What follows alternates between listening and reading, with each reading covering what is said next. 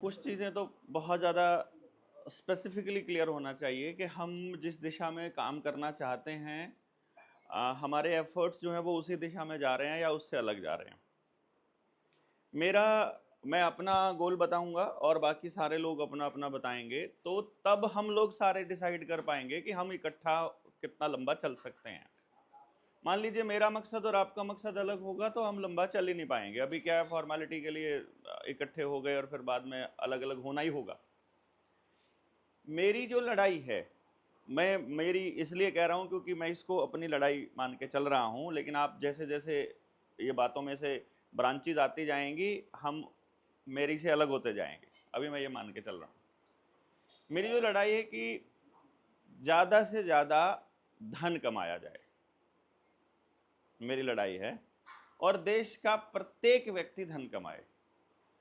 लेकिन दिक्कत क्या है कि देश के लोगों को ये भ्रम है कि ये जेब में जो रुपया है और जो बैंक बैलेंस में जो डिजिट्स हैं ये धन है। मतलब बड़ा पंगा ये है कि वो उसको धन समझ रहे हैं। जो धन धान्य और समृद्धि की जो बात होती है हमारे कभी पुरानी किसी कथा वाचन में और कहीं पे सुनते हैं, हम किसी पंडित जी के मुंह से सुनते हैं, किसी हवन में सुनते हैं, तो जब धन धान्य और समृद्धि की बात आती है उसमें कहीं पर भी ये रुपया पैसे वाली बात नहीं आती है। लेकिन हम सब लोग उस समृद्धि को रुपए पैसे से ही तोलते हैं।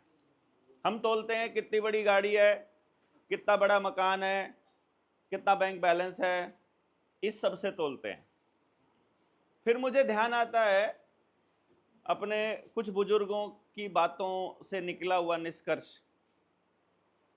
मुझे कभी कभी बातें याद आती हैं, जैसे मेरे दादाजी बैठे एक बार बैठक में और कोई नाई जो था वो बैठा था और वो बोले, भाई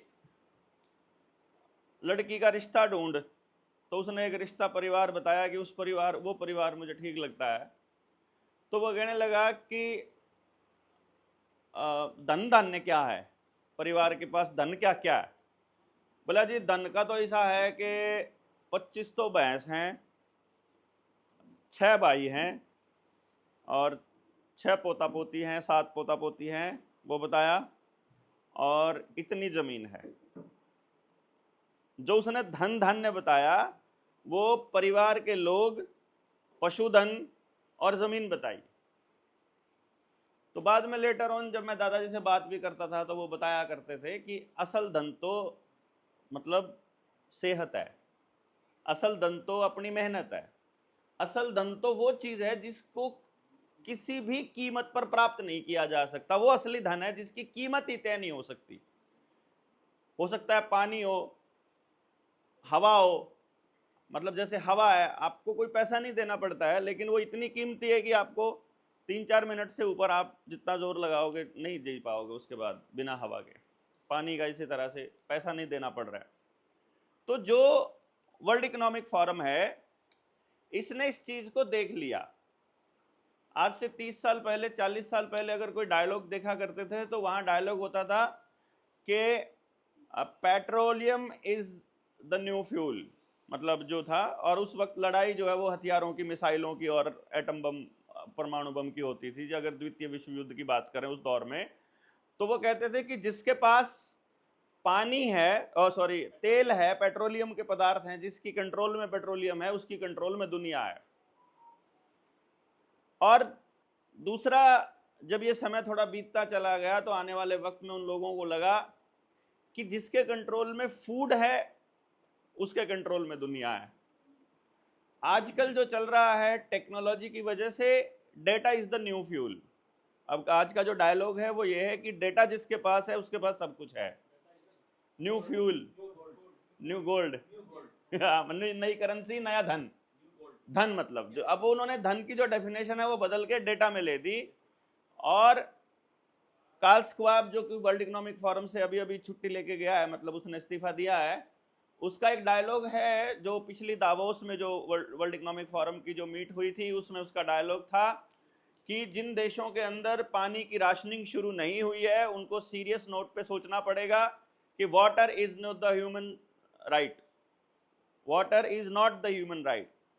ऐसा नहीं है कि किसी को कितना ही भी मिल जाएगा, राशनिंग शुरू करो, जैसे अनाज की राशनिंग शुरू की है वैसे ही आपको पानी की राशनिंग शुरू करनी पड़ेगी। सबको अनलिमिटेड सप्लाई नहीं दी जा सकती। वो बोल रहा है, वर्ल्ड इकोनॉमिक फोरम बोल रही है। जब वर्ल्ड इकोनॉमिक फोरम के 17 सस्टेनेबल डेवलपमेंट गोल की तरफ नजर मारते हैं, कोई भी पढ़ा लिखा आदमी, कोई भी सो कॉल्ड इस अच्छी सोसाइटी में रहने वाला आदमी, जो सुबह से लेकर शाम तक कंपनियों में जाता है और अपने उन कबूतर खानों में, जिनको फ्लैट बोलता है, उनमें रहता है, वो व्यक्ति जब इन 17 डेवलपमेंट गोल्स की बात करेगा तो उसे बहुत ही अच्छी फीलिंग आएगी कि यार ये वर्ल्ड इकोनॉमिक फोरम का बड़ा जबरदस्त एजेंडा है। पहले इसका नाम यूनाइटेड नेशंस के अंडर में एजेंडा 21 के नाम से था, बाद में एजेंडा 2030 हो गया जब से वर्ल्ड इकोनॉमिक फोरम ने उसको टेक ओवर किया। उसी में एक पावर्टी का और हंगर का भी एक ऑप्शन है, मतलब कि वो उनको मिटाना चाहते हैं, पावर्टी को भी मिटाना चाहते हैं और हंगर को भी मिटाना चाहते हैं। एक चीज हम सब लोगों को यहाँ पर बिल्कुल मूल रूप में समझनी पड़ेगी, अगर साइंस में हम रुचि रखते हैं और वैज्ञानिक दृष्टिकोण यदि रखते हैं, तो साइंस का एक मूल सिद्धांत यह है कि एनर्जी जो है can never be created nor be destroyed. Fundamental law है ये एनर्जी का, यानी वो एक रूप से दूसरे रूप में रूपांतरण होता है। और सेम इज द केस, मतलब जब कभी कभी थोड़ा कभी कभी मेरे दिमाग में टाइम के विषय में भी ऐसा ही आता है। जैसे कई लोग ये कहते हैं कि मोबाइल ने टाइम बचा दिया, मतलब ऐसा बोलते हैं वो। फिर बोलते हैं गाड़ी ने टाइम बचा दिया, कहाँ से कहाँ जाने का टाइम बचा दिया। तो मैं बैठा था एक साथी मेरा, मैंने उसको बताया कि गाड़ी ने यहाँ से ए पॉइंट से लेकर के बी पॉइंट तक जाने में जो टाइम बचाया है, मैं पूरा गारंटी से कह सकता हूँ, यदि कोई बढ़िया कैलकुलेटर लेकर के बैठे और अच्छी कैलकुलेशन करे कि गाड़ी को बनाने के लिए जितने पुर्जे इस्तेमाल होते हैं, वो पुर्जे चाहे प्लास्टिक है, चाहे लोहा है, चाहे फाइबर है, चाहे शीशा है, जो भी है, उसको जमीन से निकाल के कच्चे तौर पर और फिर उसको मतलब मॉडिफाई करके और फिर उसको मोल्ड करके फिर उसे गाड़ी बना के, फिर गाड़ी को चलाने के लिए जो फ्यूल इस्तेमाल होता है, पेट्रोलियम का दोहन करके, जमीन को खोद के पेट्रोलियम निकाल के, फिर उसका फ्रैक्शनल डिस्टिलेशन करके वो पेट्रोल निकाल के और फिर पेट्रोल को ला करके उस सामान जो पेट्रोल पंपों पे दे के, फिर वो सामान सारा गाड़ियों के पुर्जों में लगा के और फिर इस तरह से ला के, जितना टाइम सारा लोगों ने लगाया उसका टोटल करेंगे तो आपका कोई टाइम नहीं बचा है, क्योंकि वो सब बनाने में ढेर टाइम इस्तेमाल ऑलरेडी हो चुका है। वो बनाने में उन लोगों का, मशीनों का, इलेक्ट्रिसिटी का, अब जब बिजली बनती है तो कितना पानी का दोहन होता है, कितना पेट्रोल का, उसका कोयले का होता है, कितना पेट्रोलियम का होता है, हमारे पास कैलकुलेशंस नहीं है। इलेक्ट्रिक व्हीकल्स बनाने में, एक व्हीकल को बनाने में इतनी एनर्जी ऑलरेडी खपत हो चुकी होती है जितना पेट्रोल का व्हीकल 50 साल में करता, बनाने में। यानी कोई ये कह रहा है कि ये एनवायरमेंट फ्रेंडली है, it's a bullshit, absolutely bullshit. मतलब it's a pure propaganda. Energy can never be created nor be destroyed, तो केवल चेंज हो रहा है। तो जो सबसे जबरदस्त तरीके से अगर पर्यावरण को बचाते हुए और सच में इस धरती को बचाते हुए और परमात्मा का काम करते हुए यदि कोई काम किया जा सकता है, तो उसका एकमात्र तरीका है कि किसी भी चीज को क्रिएट करने के लिए कोई भी एनर्जी, केमिकल या कुछ भी इस्तेमाल यदि ना किया जाए, that is the only way हम धरती को आगे अपने बच्चों को बढ़िया दे पाएंगे। यानी हमें एलईडी से अगर हमारे को सनलाइट की पूर्ति करनी पड़ रही है, इससे ज्यादा खतरनाक समाज हम अपने बच्चों को नहीं दे सकते, इससे खराब चीज नहीं दे सकते कि जितनी उस धरती की कैपेसिटी है, हम अपने लालच में, क्योंकि जैसे ही किसी जमीन में हम हाइब्रिड बीज डालते हैं, उस हाइब्रिड बीज को बनाने के टाइम उसका जेनेटिकली जिस तरह से मॉडिफाई उसको किया गया है, जिस तरह से उसके जीन्स में तब्दीली लाई गई है, उसके अंदर ही कुछ प्रॉपर्टीज ऐसी आ चुकी हैं कि आपको उस जमीन को इस तरीके से ट्रीट करना पड़ेगा, आपको उस जमीन को ये न्यूट्रिएंट्स देने पड़ेंगे, ये दवाइयां उसमें डालनी पड़ेंगी, ये चीजें डालनी पड़ेंगी। अगर वो नहीं डालोगे तो उसमें वो बीज पैदा नहीं होगा। हिसार का एक एग्रीकल्चर यूनिवर्सिटी का एक प्रोफेसर थे, मैं एक किसी मीटिंग में ऐसे ही बैठे थे तो वो भी बैठे थे। मेरी इस बात के ऊपर उन्होंने ऑब्जेक्शन उठा दिया कि तुम गलत बोल रहे हो। मैंने कहा बताइए कैसे? कि मैंने असल में जो डायलॉग बोला था वो ये बोला था कि जो NDRI है, नेशनल डेयरी रिसर्च इंस्टीट्यूट्स, ये पशुपालन सिखा रही है, और जो एग्रीकल्चर यूनिवर्सिटी है जितनी भी हैं, चाहे यूपी के अंदर हो चाहे हमारे हरियाणा में हिसार में है, मैंने कहा ये एग्रीकल्चर यूनिवर्सिटी एक्चुअली जो बीज कंपनियां हैं और जो बीज को बदलने वाली कंपनियां हैं और जो केमिकल जो बेचने वाली कंपनियां, फर्टिलाइजर कंपनियां, उनके एजेंट्स एक्चुअली है। They are not developing anything. उन्होंने वो खड़ा होकर ऑब्जेक्शन कर दिया क्योंकि उसके प्रोफेशन पे था, वो साइंटिस्ट था वहां पे। उसने बोला बलारा जी मैं सहमत नहीं हूं। तो ठीक है, आज ये बात कर लेते हैं, सिंपल सी बात कर लेते हैं। बात करते हैं। बात कैसे करेंगे कि चलो आप कैसे कह सकते हो? तो मैंने कहा पहले आप बता दीजिए। हम तो नए नए बीज डेवलप करते हैं, नए नए बीज डेवलप करते हैं। दुनिया ऐसा ही सोचती है कि हरियाणा एग्रीकल्चर यूनिवर्सिटी ने ये नया बीज बना दिया। मैंने कहा देखो, आपने नया बीज बना दिया या पुराने बीज में आपने बेहतरी कर दी। मैंने कोई चीज बनाई है और मुझे ये चीज बनाने में मेरी स्किल लगी है। आप इसको बेहतर बनाना चाहते हो तो इसको बनाने की पूरी स्किल आपके पास होनी चाहिए, और इसमें क्या कमी है वो सब आपको मालूम होना चाहिए, तभी तो आप इसको इससे बेहतर बना सकते हो। तो जो बीज है, जो नेचुरल तरीके से, जिसको हम इंडिजीनियस बीज बोलते हैं, सीड्स बोलते हैं, वो बीज किसने बनाए? वो कुदरत ने बनाए। कोई प्रकृति कहता है, कोई भगवान कहता है, कोई किसी भी तरह से एनवायरमेंट या कुछ भी कहता है।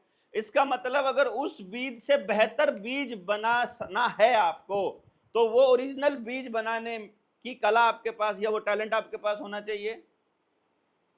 जो ओरिजिनल बीज है वो बनाना आना चाहिए ना आपको। क्या आपको ओरिजिनल बीज बनाना आता है? इंडिजीनियस बीज बनाना आता है? वो कैसे आता है भाई? अगर इंडिजीनियस बीज बनाना नहीं आता है तो उसको मॉडिफाई आप कैसे कर सकते हो? आप उसमें तब्दीली तो कर सकते हो, मॉडिफाई नहीं कर सकते उसको। मतलब उसको बेहतर विकसित नहीं कर सकते, बदल तो सकते हो उसके संरचना को। वो संरचना बदल करके पूरे सिस्टम को कैसे प्रभावित करेगी, इस पर कभी किसी ने सोचा नहीं। इसलिए नहीं सोचा क्योंकि किसी के पास इन सब चीजों के लिए वक्त नहीं है। जब एक साइंटिस्ट, सो कॉल्ड साइंटिस्ट, मैं तो इनको पता नहीं क्या ही बोलता हूं, मेरे तो, जब वो किसी बीज को छेड़खानी उसमें कर रहा है, वो असल में वो पूरे ब्रह्मांड को खत्म कर रहा है। क्योंकि जो बीज यहां पैदा हुआ नेचुरल तरीके से, कुदरती तरीके से, वो यहां के हिसाब से पैदा हुआ। और जब कुदरत वहां कोई हालात पैदा कर रही है, जो वहां कुछ बना रही है और कुछ मतलब नया कुछ उत्पत्ति हो रही है, तो कुदरत को उसी वक्त उस जगह का इंपैक्ट पूरी दुनिया पर क्या है ये भी देखना होता है। बिकॉज एक सेइंग है, जहां पे डायलॉग है, ये कहते हैं कि we can not move our finger without moving the universe. ये एक डायलॉग है। Everything is connected. मतलब आप जैसे ही एक चीज को छेड़ोगे, सारी व्यवस्था जितनी प्रकृति ने बनाई हुई है उस व्यवस्था के अंदर व्यवधान आएगा। जैसे ही वो व्यवधान को, आपकी नजर में व्यवधान कहीं नजर आएगा, जैसे मैं आपको अभी, क्योंकि फूड पे हम लोग पॉवर्टी और हंगर पे आएंगे अभी, लेकिन हमको अपनी लाइफस्टाइल और अपने और थॉट प्रोसेस को प्योरीफाई करना बड़ा जरूरी है कुछ भी करने से पहले, मुझे ऐसा लगता है। क्योंकि तभी हम, अगर सिंक्रोनाइजेशन विद द नेचर, अगर ये हम नहीं कर सकते हैं तो फिर हम लोग फेलियर हैं, फिर हम ड्रामा कर रहे हैं, फिर हम नाटक कर रहे हैं और कुछ नहीं कर रहे हैं। अगर हम एक भी प्रकृति का नियम तोड़ रहे हैं तो हम इस सृष्टि के विनाश में अपनी भूमिका अदा कर रहे हैं। तो उस चीज को पहले समझना पड़ेगा हमको। तो जहां आदमी पैदा होता है, या आदमी छोड़िए कोई भी जीव जहां पैदा होता है, वहां का मौसम, वहां पूरे साल में किस किस तरह के मौसम होते हैं, और वहां की वनस्पति इस तरीके से डेवलप होती है कि बीमारी इस तरफ पैदा हो रही होती है और इलाज इस तरफ उग रहा होता है। कभी भी बीमारी अकेली नहीं आती है। There is no lock without a key. और कुदरत के पास हर प्रॉब्लम का सोल्यूशन पैरेलल में होता है, हमेशा डुअलिटी में चलता है। अच्छा बुरा, ऊपर नीचे, गुड बैड, ये सब चीज़ें इस तरीके से चलती हैं कि इधर कुछ हो रहा होता है तो उसका सोल्यूशन या उसका काउंटर जो उसको न्यूट्रलाइज करके पूरे सिस्टम को 0 वोल्ट पे रखे, वो उसके लिए वो चल रहा होता है। इसलिए ये समझना बड़ा जरूरी है कि हमारे प्रयास में किसी भी तरह से वो जो रूल्स हैं, जो प्रिंसिपल हैं मेन प्रकृति के, वो ना टूटें। सो मैं इसको थोड़ा सा एक्सप्लेन करने के लिए आपके सामने एक एग्जांपल पेश करूंगा कि मेरे पास एक घर, मैं एक घर का एग्जांपल पेश करता हूं कि मेरे घर में हम एक नियम बना लेते हैं कि मेरे घर में बाजार से कुछ भी नहीं आएगा। अगर मेरे घर में बाजार से कुछ भी नहीं आएगा तो ये तय है कि मेरे घर में प्लास्टिक नहीं आएगा। मतलब मैं आपको ये बता रहा हूं, प्लास्टिक पॉलिथीन के रूप में, प्लास्टिक किसी डब्बे के रूप में, प्लास्टिक किसी पैकिंग के रूप में वो नहीं आएगा। ये बोतल प्लास्टिक की रखी है, एनीथिंग, ये सब कुछ भी नहीं आएगा जो भी प्लास्टिक का है। अब आप अपने पूरे दिन की वेस्टेज में से प्लास्टिक को निकाल दीजिए। मतलब टॉफी का रैपर है, चॉकलेट का रैपर है, या किसी और चीज का रैपर है, या बिस्किट आए थे बाजार से उसमें लपेट के पॉलिथीन में आए थे, उसको निकाल दीजिए। अब आपका जितना भी वेस्टेज है आपके घर का, वो सारा का सारा बायोडिग्रेडेबल है। उसके लिए आपको कचरा प्रबंधन की आवश्यकता नहीं है। उसके लिए तो अभी ये सिस्टम क्या करेगा, जो सिस्टम अभी मौजूदा स्थिति में चल रहा है, वो पहले आपको सॉल्यूशन के रूप में कुछ देगा और वो सॉल्यूशन थोड़े दिनों के बाद प्रॉब्लम लगने लग जाएगा और फिर उस प्रॉब्लम के सॉल्यूशन के रूप में एक नई प्रॉब्लम देगा। यानी जैसे डॉक्टर क्या कर रहा है, वो एक बीमारी के इलाज के रूप में आपको कुछ सिंथेटिक केमिकल्स देगा। वो केमिकल्स जैसे ही आप खाओगे आपको एक नई बीमारी लगनी स्टार्ट हो जाएगी। इसी तरह से खेत में भी चीजों को ठीक करने के नाम पर और उन्नत करने के नाम पर वो आपको बीज देंगे या उस तरह का हालात पैदा करेंगे और उससे जो नई स्थिति पैदा होगी, फिर एक नई स्थिति, एक प्रॉब्लम पैदा होगी, उसके सोल्यूशन के रूप में फिर और नई प्रॉब्लम आती चली जाएंगी।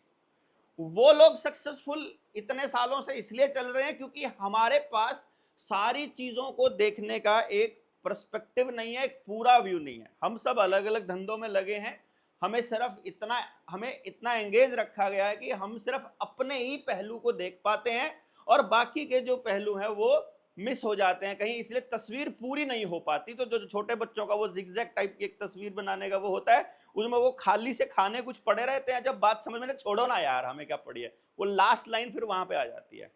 दैट इज वाई प्रॉब्लम को एज अ होल समझना पड़ेगा।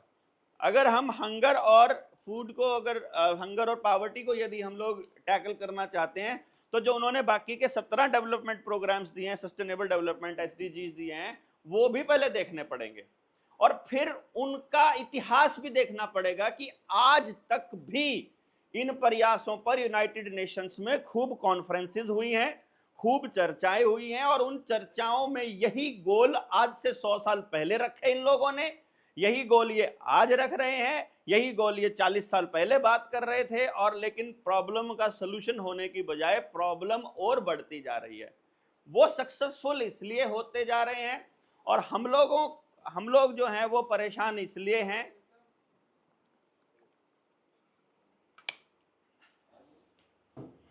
हम परेशान इसलिए हैं क्योंकि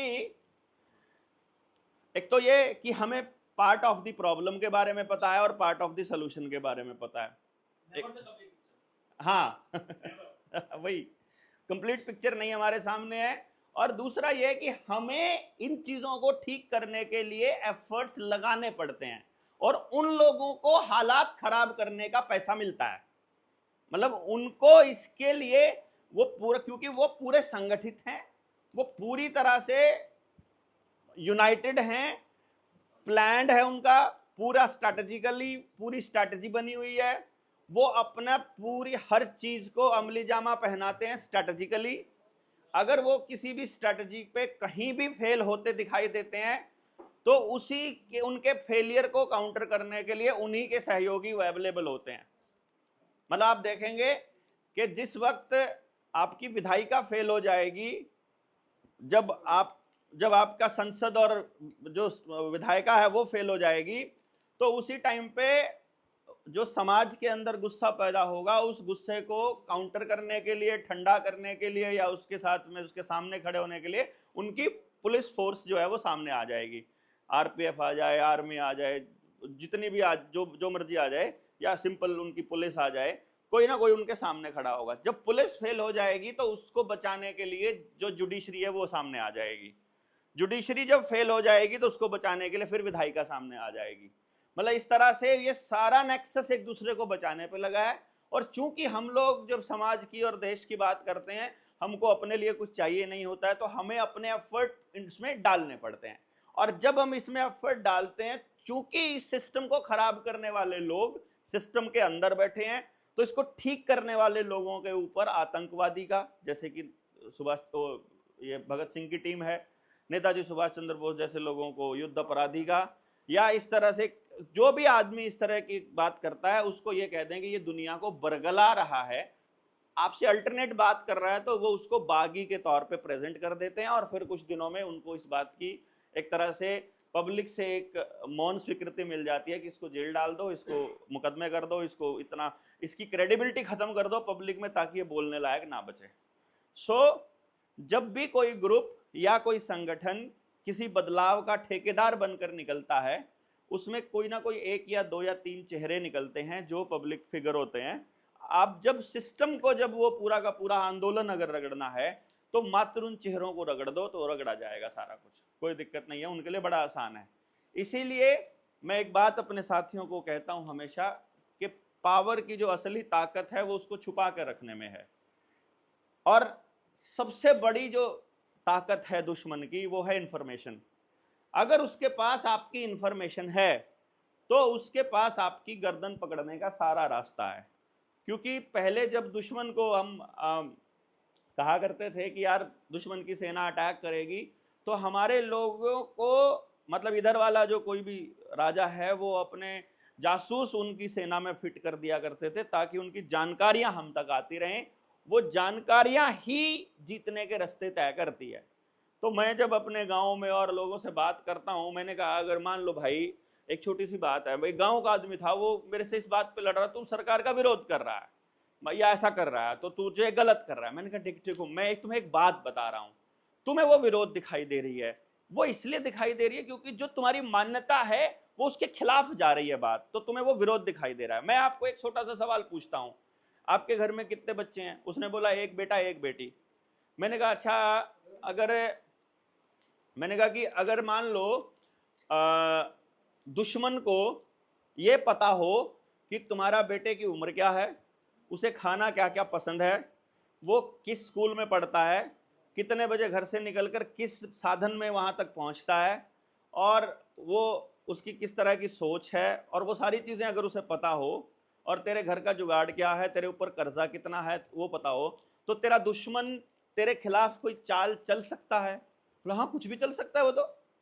यानी कि तुम्हारे बारे में अगर दुश्मन को जानकारी है तो वो तुम्हें हराने का या तुम्हें, मतलब तुम्हारा नुकसान करने का काम कर सकता है। बोला हाँ कर सकता है। जिसको तुम सरकार कह रहे हो वो क्या है? वो तुम्हारा मित्र है, इस बात की गारंटी है। आज वो तुम्हारा मित्र है, 4 साल बाद तुम विरोधी पार्टी की सरकार आ जाए तो उस वक्त वो सरकार, वो तुम्हारा दुश्मन नहीं हो जाएगा? वही सर जो आज तुम्हारे फेवर का है, कल वो तुम्हारे खिलाफत का भी तो हो सकता है वहां बैठा हुआ आदमी। जिसके हाथ में तुम्हारी सारी इंफॉर्मेशन है वो तुम्हारा दुश्मन है या मित्र है, इसकी गारंटी कौन ले रहा है? वो डॉक्यूमेंट या वो जानकारियां कहाँ है तुम्हें पता है? वो तो नहीं पता है। किसको दी है तुमने मालूम है? तुम तो इंटरनेट खोल रहे हो, सब कुछ जानकारी वहां इंटरनेट पे दे रहे हो। किसका इंटरनेट है, किसका ऑपरेटिंग सिस्टम है, किसके पास जानकारी सेव है, कुछ नहीं पता किसी को भी। और जानकारियां दे ही जा रहे हैं, जानकारियां दे ही जा रहे हैं, मतलब अपना सब कुछ उनको दे रहे हैं। मतलब कभी आयुष्मान कार्ड बनाने के नाम पर, कभी अपार आईडी बनाने के नाम पर, कभी आधार के साथ अटैच करने के नाम पर, कभी बिल देने के नाम पर, कभी किसी चीज के नाम पर हम अपनी बैंकिंग से रिलेटेड एक एक जानकारी उनको दे रहे हैं। और वो कौन है किसी को नहीं पता। कमाल की बात यह है कि जिसको हम जानकारी दे रहे हैं उसका किसी को नहीं, उसको किसी ने देखा नहीं, उसको कोई जानता नहीं, उसका कौन मालिक है और वो कहाँ स्टोर, कुछ नहीं, और उसका क्या इस्तेमाल कर रहे हैं, वहां रियल टाइम एल्गोरिथम तैयार होकर क्या हो रहा है कोई नहीं जानता है, और अंधे होकर के चल रहे हैं। अब वो कह रहे हैं कि हमें हंगर खत्म करनी है।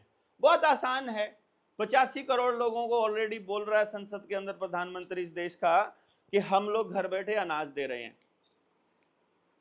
उसके लिए बाकी के लोग जो हैं लगभग 6 करोड़ लोग हर 6 महीने में, यानी लगभग हर महीने 1 करोड़ लोग मर रहे हैं इस देश के अंदर, जो पहले नहीं मर रहे थे। 1 करोड़ एक्स्ट्रा लोग मर रहे हैं। और ये शमशान घाट का आंकड़ा है, मतलब परसेंटेज नहीं, परसेंटेज वाइज नहीं, जितने पहले मर रहे थे ना उससे ऊपर टोटल। ये हमने जून 2024 तक का आंकड़ा निकाला था, नवंबर से ना, रेशो की नहीं मैं बता रहा हूं। हमने क्या किया था, जून 2024 तक या नवंबर 23 से लेकर और जून 24 तक 6-7 महीने का आंकड़ा निकाला था। उसमें एक्सेसिव जो डेथ थी वो लगभग 6 करोड़ थी, जो टोटल पता किया था। तो उससे हमने एवरेज एक मेंटेन कर गया कि महीने में 1 करोड़ एक्स्ट्रा लोग मर रहे हैं। पहले अगर 20 लाख लोग मरते थे तो अब 1 करोड़ 20 लाख लोग मर रहे हैं।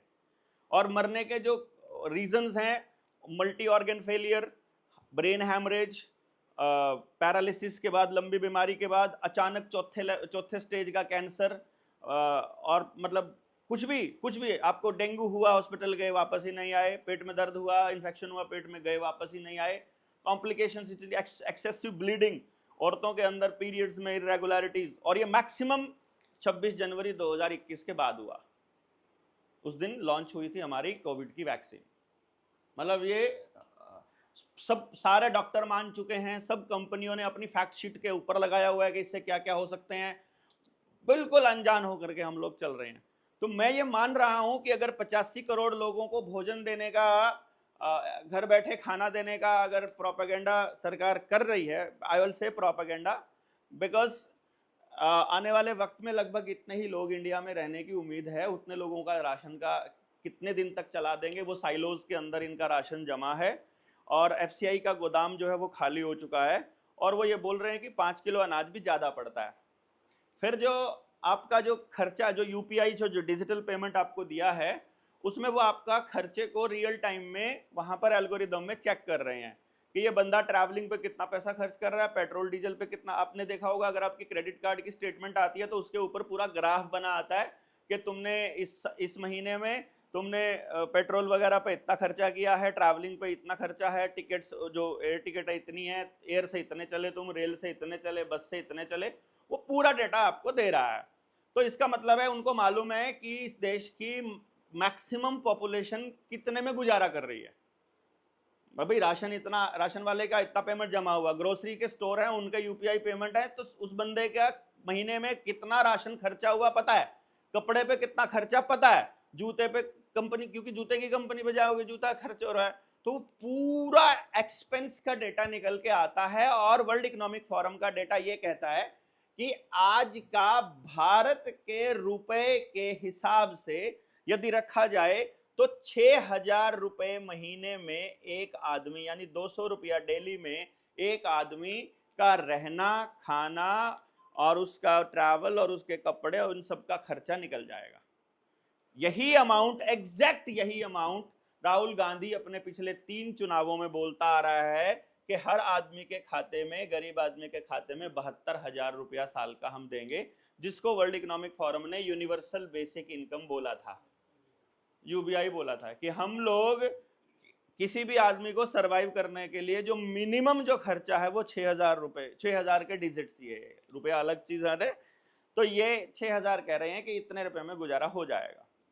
जो अमीर लोग हैं उनके लिए जो टेबल है वो अलग बनेगी कि भाई तुम्हारा महीने का खर्चा कितना है, वो आपसे ही पूछ लिया जाएगा। वो बोलेगा जी मेरी गाड़ी की इतनी ईएमआई जाती है, मेरा इतना जाता है, तो तुम्हारा महीने का इतना है, तो तुम्हारी अपर लिमिट हम 50,000 सेट कर देते हैं, तुम्हारी अपर लिमिट हम 6 लाख सेट कर देते हैं, तुम्हारी 7 लाख कर देते हैं, लेकिन तुम इससे ऊपर खर्च नहीं कर पाओगे महीने के अंदर। और जो तुम्हारी आमदन होगी वो यदि आपका डिजिटल मनी में होगी, यदि वो सीबीडीसी से के हिसाब से होगी, तो वो प्रोग्रामेबल होगा, वो महीने में अगर आप खर्च नहीं करोगे तो वो खत्म हो जाएगा। डिजिटल करेंसी सीबीडीसी के हिसाब से, तो ये वो सेंट्रली वहां से चलेगा। तो हंगर और पावर्टी को खत्म करने का ये plan already world economic forum इस एंगल से ले रही है कि पावर्टी को खत्म करने के लिए यूबीआई, यूनिवर्सल बेसिक इनकम, और हंगर को खत्म करने के लिए घर पे बैठे खाना। ये खाना अगर बनता है तो इसके बाद इन्होंने कहा कि अगर देश की जनता बोलने लग गई तो अगर वो खड़े होकर आज़ादी शब्द का इस्तेमाल करने लग गई तो, कि यार ऐसा कैसे हो सकता है, मेरे पुरखों की ज़मीन पर तुमने हाईवे बनाया और मेरे पुरखों की ज़मीन पर हाईवे बनाकर हमसे ही उस पर चलने का तुम पैसा ले रहे हो, ये तो तरीका गलत है तुम्हारा। मेरे ही गांव की ज़मीन को तुमने, मेरी पंचायत की ज़मीन थी उसको तुमने लाल डोरा तोड़कर ज़मीन की रजिस्ट्री कर ली, और रजिस्ट्री करके तुमने उस स्कूल को, जो गांव का स्कूल और अस्पताल और पंचायत की जो जंगल की जो जमीन थी उस पर तुमने पहले अपनी बाड़ लगा ली। पहले कह दिया ये सरकार की हो गई, फिर बाद में कह दिया ये अडानी की हो गई। अब अडानी कह रहा है इसमें एंट्री का तुमको फीस देना पड़ेगा। दिल्ली के पार्क में घूमने का फीस रेगुलर चालू हो चुका है। नई मुख्यमंत्री बनी है 2 जगह पर, एक शायद साकेत में और एक और 2, मतलब 2 पार्क ऐसे उन्होंने टेस्टिंग किया था दिल्ली के अंदर कि आपको मंथली इतना पैसा देना पड़ेगा, तब आप जो है वो इस पार्क के अंदर रेगुलर घूम पाओगे। तो अब आपका घूमने का भी, यानी कि आपकी उस आज़ादी वाला जो फीलिंग अगर देश की जनता लेने लग गई, तब तुम क्या करोगे? तब वो ये कह रहे हैं कि उनकी जो सर्वाइवल है, जिन जिन चीज़ों के ऊपर आदमी जिंदा रहता है उनके ऊपर कंट्रोल कर लो। वो टेस्टिंग करके इन्होंने देखा था, जब अभी लॉकडाउन हुआ तो इस लॉकडाउन में उन्होंने टेस्टिंग किया कि उन्होंने बोला कि तुम अगर दूसरी डोज का सर्टिफिकेट नहीं दिखाओगे तो हम तुमको राशन नहीं देंगे, तुमको पेंशन भी नहीं देंगे, सैलरी भी नहीं देंगे, तुम्हारा बच्चा स्कूल भी नहीं जा पाएगा, तुम अस्पताल भी नहीं जा पाओगे, तुम मंडी में भी नहीं जा पाओगे, दुकान भी नहीं खोल पाओगे, ट्रैवल भी नहीं कर पाओगे, एयर टिकट भी नहीं मिलेगी। मतलब पेट से जुड़ा जितना भी काम था आपका, रोटी से जुड़ा जितना काम था, वो सारा उन्होंने कंट्रोल कर लिया और बोला कि अगर तुम दूसरी डोज नहीं लगवाओगे तो तुमको ये सब नहीं करने देंगे। और आदमी ने वो सब करने के लिए, पैसे के लिए या दुकान खोलने के लिए या अपना घर बार चलाने के लिए, उस बंदे ने वो इंजेक्शन लगवाए या लगवाने का सर्टिफिकेट बनवाया फर्जी, डिपेंडिंग अपॉन उसको नॉलेज कितनी थी। उसको पता था कि असली वैक्सीन क्या है तो उसने सर्टिफिकेट बनवा लिया। जो किसी नेता के ऊपर भरोसा कर रहे थे वो जा जाके अपना शरीर सौंप आए। अब यहां पर आकर के वो कह रहे हैं कि यदि यही काम अगर देश की जनता, अगर आने वाले टाइम में नई पीढ़ी किसी तरह आज़ादी आज़ादी शब्द पता लग गया उनको क्या होता है, क्योंकि अभी तो नहीं मालूम है। आपकी जो उम्र के जितने बच्चे हैं वो बेचारे सुबह 6 बजे अपने घर में उठते हैं, मम्मी तैयार करती है, उधर से बस के डब्बे में बैठा देती है, वो डब्बा उसे स्कूल में उतार देता है, वो बच्चा क्लासरूम जैसे वाले डब्बे में बैठ जाता है, क्लासरूम के डब्बे में पूरा दिन सुनता रहता है, फिर याद कराता है, फिर ट्यूशन वाले डब्बे पे जाके बैठ जाता है, फिर एग्जाम वाले डब्बे में जाके बैठ जाता है, और फिर नौकरी वाले कैबिन में जाके डब्बे में बैठ जाता है। उसका पूरी जिंदगी डब्बे में बीती है, तो उसको आज़ादी शब्द नहीं पता है। हम जैसे लोग हैं, हम जोहड़ में नहाने वाले, भैंस की पूंछ पकड़ के नहाने वाले, कुर्डियों में, कीचड़ में, गंद में, ऊपर नीचे खेतों में नंगे पैर दौड़ने वाले, साइकिल की हवा निकली साइकिल को भी दौड़ाने वाले लोग हैं हम लोग। साइकिल का टायर मिल जाए खराब हुआ है उसी को भी गड्डी बना के दौड़ाने वाले लोग हैं। हमको आज़ादी का पता, इसलिए हमारे अंदर थोड़ी लड़ाई की जो कसक है वो थोड़ी ज़्यादा है। आपने भी देखा है वो आज़ादी का दौर, इसलिए आपको लगता है कि यार ये तो गलत दिशा में हम लोग जा रहे हैं। और जिन्होंने नहीं देखा है उनको बेचारों को पता ही नहीं है। वो हम जैसे लोगों को बोलते हैं तुम्हारा दिमाग खराब है क्या, तुमको सरकार पकड़ के अंदर कर देगी, तुमको ये कर देगी। उनको नहीं मालूम है कि आज़ादी इतनी बड़ी चीज़ है कि जिसके लिए भगत सिंह कह रहा है कि मेरी अगर औलाद अगर या मेरी अगली पीढ़ी अगर आज़ाद होती हो तो मेरा जान देना सस्ता है, मतलब जान उसके मुकाबले कुछ भी नहीं है, आज़ादी इंपॉर्टेंट है।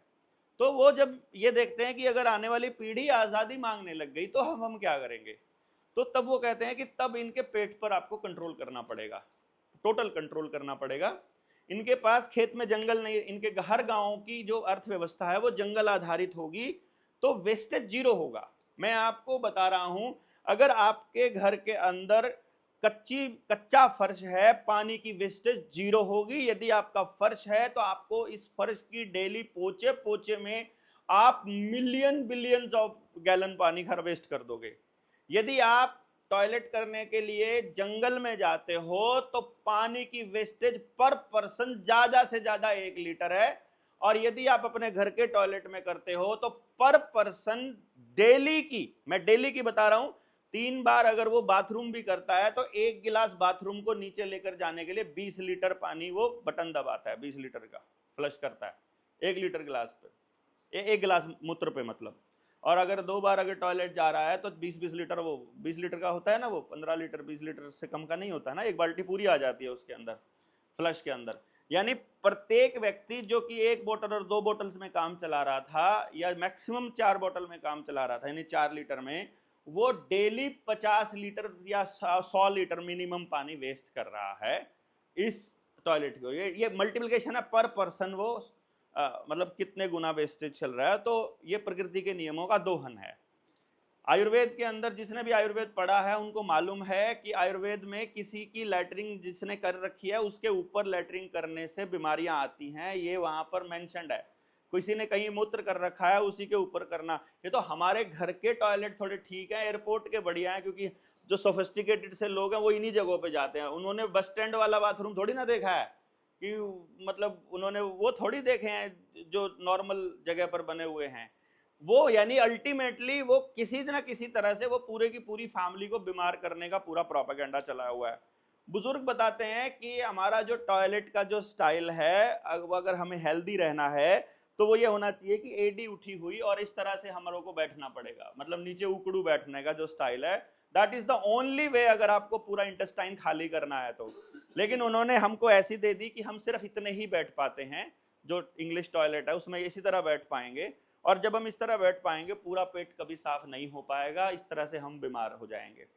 अभी उनको ये मालूम है कि अगर आपके खाने का स्टाइल बदल दिया जाए, अगर आपको फर्श पे बिठाया जाए या आपको खाने की जो आइटम है, पहली बात तो खेत में बीज ही आपके हाइब्रिड दे दो, फिर आपको केमिकल्स दे दो खेत के अंदर, फिर इस तरह के बीज दे दो जिसमें पानी की खपत बहुत ज़्यादा होती है, तो आपका अंडरग्राउंड पानी का दोहन भी ज़्यादा होगा। फिर उसके बाद जब आपके यहाँ स्टोरेज होकर के खाना आता है, आपकी थाली में आता है, पहले तो उसमें केमिकल ही पड़ा हुआ है, फिर आपके बैठने का स्टाइल है कि चौकड़ी मार करके, पालथी मार करके नीचे बैठकर खाएगा तो हेल्दी रहेगा, डाइनिंग टेबल पर बैठकर खाएगा तो बीमार होएगा। तो सबको डाइनिंग टेबल दे दो, सबको सोफे दे दो, सबको डबल बेड परमानेंट घर के अंदर फिक्स कर दो कि नेगेटिव एनर्जी का पूरा भंडार हर घर के अंदर हो जाए और ये घर खाली कभी ना ही कर पाए। अब जब बीमार होंगे, अब ये दिक्कत क्या आ रही है कि आपका फ्यूल, आपकी जिंदगी चल रही है फ्यूल से। फ्यूल आप गाड़ी में डाल रहे हो, पता चल रहा है कि गाड़ी के अंदर डलने वाला जितना भी पेट्रोलियम पदार्थ है, चाहे डीजल है, पेट्रोल है, तारकोल है, सीएनजी है या फिर मिट्टी का तेल, जो भी आप पेट्रोलियम का पदार्थ इस्तेमाल करते हो, वो सारे पेट्रोलियम के जितने कुएं हैं पूरी दुनिया में, उनमें 70% जो पेट्रोलियम के कुओं का जो कारोबार है वो रॉकफेलर फैमिली के पास है। अब कमाल की बात यह है, वही रॉकफेलर फैमिली यूनाइटेड नेशंस को फंडिंग करता है, वही रॉकफेलर फैमिली WHO को फंडिंग करता है, वही रॉकफेलर फैमिली सारी यूनिवर्सिटीज को फंड करता है। जितनी बड़ी यूनिवर्सिटी हम अपने आप में कहते हैं, पूरी दुनिया की जो टॉप अपने आप को कहने वाली यूनिवर्सिटी, सबका करिकुलम रॉकफेलर फैमिली डिजाइन करती है। तो अब वो रॉकफेलर फैमिली तेल के कुओं के कारोबार पे कब्जा कर चुकी है, हथियारों के कारोबार पे कब्जा कर चुकी है, मिसाइल्स के कारोबार पे या रफेल बनाने के, इन सब पे कारोबार उनका है। वही रॉकफेलर फैमिली खेत में पड़ने वाले हाइब्रिड बीज और पेस्टिसाइड और यूरिया, DAP फर्टिलाइजर, पूरी दुनिया की, I am not talking about India, America और इंग्लैंड, पूरी दुनिया की फर्टिलाइजर कंपनियों में ब्लैक रॉक, वैनगार्ड जैसी कंपनियों के थ्रू उनकी इन्वेस्टमेंट्स हैं। मतलब हर कंपनी में, चाहे फेसबुक है, रिलायंस है, अडानी है, अंबानी है, विप्रो है, टाटा है, महिंद्रा है, नथिंग, कुछ भी, मतलब मैं ये जो मेड इन इंडिया सब प्रोपेगेंडा में फंसने की जरूरत नहीं है। हर कंपनी जो भी वहां जो उधर सेंसेक्स के अंदर लिस्टेड है, उस कंपनी के अंदर उनका इन्वेस्टमेंट के जरिए डिसीजन मेकिंग में मोटा उन्हीं का हाथ है, उन्हीं की इन्वेस्टमेंट है। उनकी मर्जी के बिना यहाँ कोई नया प्रोडक्ट लॉन्च नहीं हो सकता, कोई नया प्रोडक्ट चल नहीं सकता, कोई नया प्रोडक्ट की बिसात यहाँ पर, किसी नई उद्योगपति की बिसात यहाँ पर नहीं है। तो वही फर्टिलाइजर कंपनियों के मालिक हैं पूरी दुनिया के। अब वो खेत में फर्टिलाइजर डाल करके और जो केमिकल डाल करके जब हम बीमार होते हैं, तो सिंथेटिक ड्रग का जो कारोबार है, जिसको हम दवाइयां कहते हैं, ये मेडिकल जो स्टोर हैं एलोपैथी के, सारी फार्मा कंपनियों रॉकफेलर फैमिली की हैं। मतलब बीमारी भी उन्हीं की दी हुई है और इलाज भी उन्हीं का। ये गाड़ी के शीशे बन रहे हैं, शील्ड, वो ये विंडशील्ड बन रही है, मिरर बन रहा है, टायर बन रहा है, इंजन बन रहा है, जो गाड़ी के अंदर आइटम इस्तेमाल हो रही है, ऑटोमोबाइल के अंदर जिस भी गाड़ी में हो रही है, सब उनका है।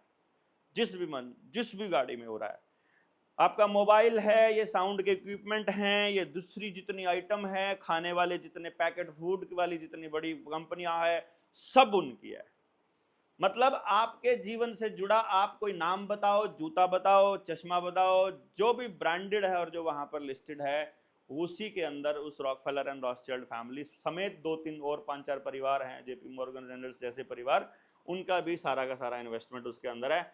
यानी कि वो पूरा कारोबार इसी बेसिस पे चलता है कि हम लोग ज्यादा से ज्यादा कुदरत से दूर कैसे हों और उनके प्रोडक्ट्स के ऊपर कैसे निर्भर करें। अब यदि हम लोग सच में हंगर को और पावर्टी को खत्म करना चाहते हैं, तो फिर हमको एक बात सोचनी पड़ेगी कि हमारे पास 2 तरीके हैं देश की समृद्धि को देखने के। पहला तरीका यह है कि हम देखें कि मेरे देश में टोटल धन कितना है, कि इतने ट्रिलियन की इकोनॉमी हो गई, फलाना ढिमकाना, ये सब डायलॉग बोला जाए। पहला तो डायलॉग ये है कि कितने ट्रिलियन की इकोनॉमी है, ये डायलॉग। दूसरा हम ये देखें कि मेरे देश के सबसे गरीब आदमी के पास डेली का इनकम कितना है। क्योंकि मेरा ये मानना है, देखिए जो अनर्थशास्त्री हैं, जो अपने आप को अर्थशास्त्री बोलते हैं, उन अनर्थशास्त्रियों के हिसाब से देश के जीडीपी जो है वो देश की तरक्की का आंकड़ा है। मेरा क्या मानना है कि मान लेते हैं हम एक बेल हैं, बेल हम कड़ी हैं, मतलब एक कड़ी से दूसरी कड़ी डलती है और बेल बन जाती है। इस बेल की स्ट्रेंथ क्या है, इस बेल की मजबूती क्या है? जो इस बेल में मौजूद कड़ियों में सबसे कमजोर कड़ी की जो मजबूती है, वही इस बेल की मजबूती है। मान लो एक बेल टूटी हुई है, बीच में एक कड़ी जो है वो टूटी है और या फिर जंग लगी है या फिर वो खराब है, तो आप उस पूरी बेल में कितने ही फौलाद का कड़ियां जुड़ी हों, जैसे ही झटका लगेगा वहीं से टूट जाएगी वो। मतलब इसका अर्थ यह है कि यदि मेरे देश के अंदर लोग गरीब हैं तो देश अमीर कभी नहीं हो सकता, देश विकसित कभी नहीं हो सकता। और अमीर मतलब मैं अमीरी की परिभाषा उसके खाते में पड़े बैंक बैलेंस और रुपए उसकी जेब में पड़े नोटों से नहीं कर रहा हूं। मैं अमीरी की परिभाषा ये कर रहा हूं कि उसे अपने सर्वाइवल के लिए दूसरों पर कितना निर्भर होना पड़ता है। मतलब वो सर्वाइवल उसका स्वयं हो रहा है या उसे किसी की चाकरी करनी पड़ती है उसके लिए। अगर उसे अपने बच्चों को खाना खिलाने के लिए किसी के यहाँ काम करना उसकी मजबूरी है, वो तरक्की में नहीं काउंट होगा, वो धन में काउंट नहीं होगा। मैं काम करना चाहूं, मैं मजे से करूं और उसके बदले मुझे जो मिले उससे मेरा परिवार चले, ये तो चल रहा है, फिर तो ठीक है। लेकिन मुझे मेरा परिवार चलाने के लिए मजबूरी में वहां पर इतना काम करना पड़ेगा और वहां मेरे को मिनिमम इतना में तो मिल ही जाएगा, इस तरह की जिंदगी होगी, मैं उसे धन वाली कैटेगरी में नहीं लेता हूं। वो कितना सुखी है अपने परिवार में घर आने के बाद, सड़क पर चलता हुआ कितना सुरक्षित महसूस कर रहा है, उसके बच्चों के लिए भविष्य उसको कितना मतलब स्पष्ट और सुरक्षित नजर आ रहा है, उसको अपने खाद्य पदार्थ ओरिजिनल मिल पा रहे हैं कि नहीं मिल पा रहे हैं, वो बीमार होता है तो उसे उसकी चिंता है कि उसका इलाज नॉर्मल तरीके से हो रहा है, या इसी तरह से उसका असली यानी प्राकृतिक जो जितने भी संसाधन है जिसको असली धन कहा गया है, उसकी अबंडेंस है या उसकी कमी है। तो आप देखोगे कि हर शहर के अंदर आपको ताज़ी हवा की ढेर कमी है, ताज़ा पानी आपको अवेलेबल नहीं है, आपको धूप अवेलेबल नहीं है। मैं दिल्ली के कुछ इलाकों में मैं गया हूँ, वहाँ उनके किसी मतलब ऐसे उस इलाके में 90% मकान ऐसे हैं जिनके घर में कभी धूप देखी ही नहीं है उन्होंने, सीलन ही सीलन है और वो बीमारियां ही बीमारियां पूरा परमानेंट तरीके से है। तो दैट इज नॉट प्रॉस्पेरिटी। तो मिनिमम भूख और मिनिमम पावर्टी के लिए तो जो वर्ल्ड इकोनॉमिक फोरम है उसकी तो ट्राई ये है। अब हम अपनी ट्राई की बात करते हैं, जनता सरकार मोर्चा क्या कहता है।